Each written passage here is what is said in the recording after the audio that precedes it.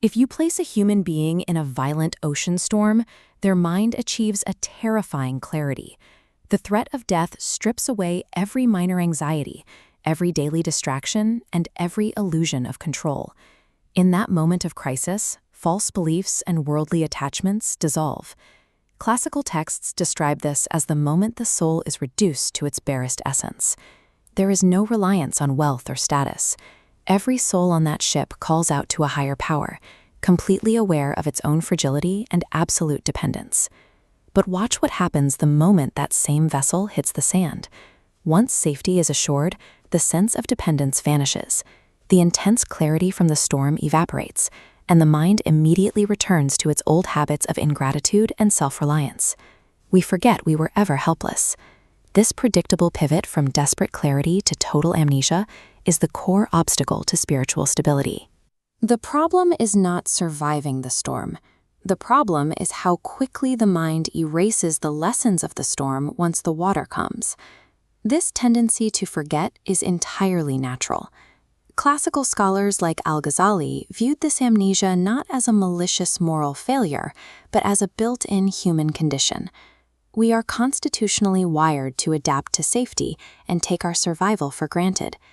We can see exactly why this happens in this chart, which plots two distinct psychological responses over time. The sharp upward spike represents awe, the feeling of absolute smallness in the face of vast danger. The second, descending curve represents gratitude.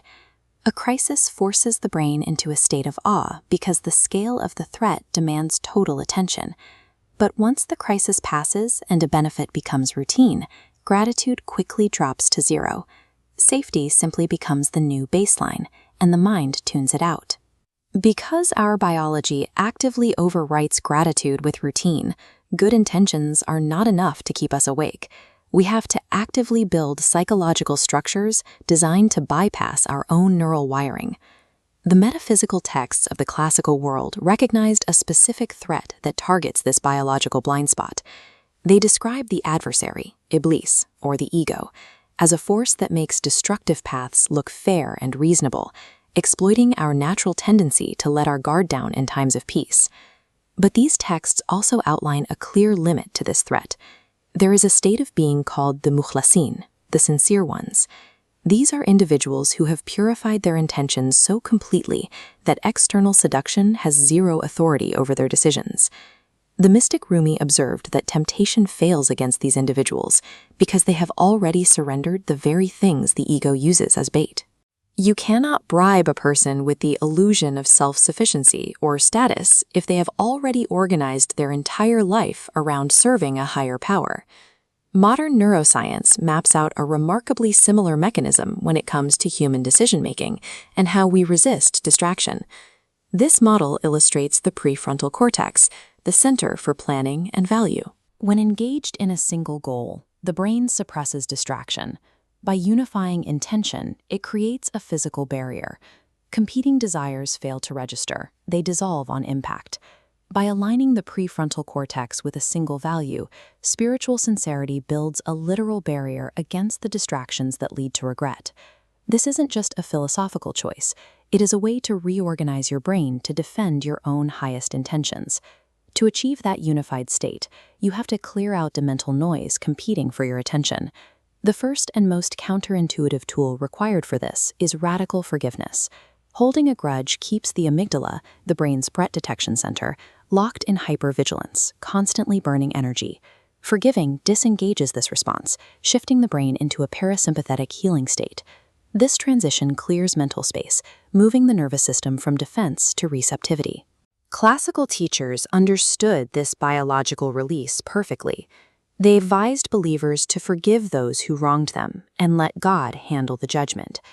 The goal was to keep the believer's own heart empty and clean enough to actually receive divine grace.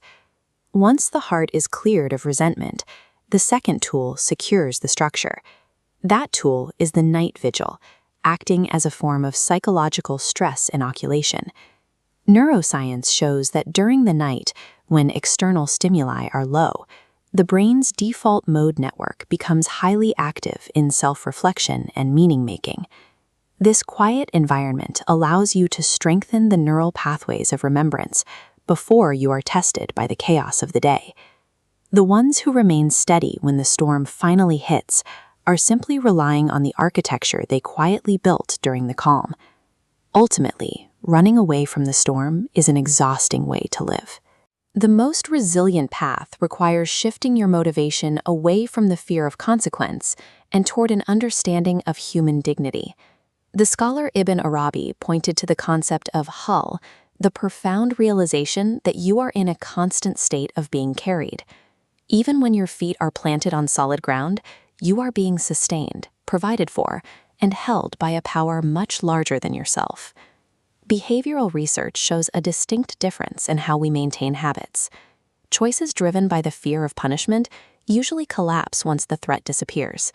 But choices driven by a desire to honor your own identity, to live up to a standard of dignity, create sustainable, long-term change. If you genuinely believed you were already completely provided for, that your existence was deeply honored and sustained at every moment, how would you move through the world differently tomorrow morning? You don't have to wait for the next storm to figure that out. Pick one night this week. Sit in absolute quiet for just a few minutes. Let the noise fade, and remember that you are being carried. Let the stillness of the night teach you what the noise of the day keeps hidden.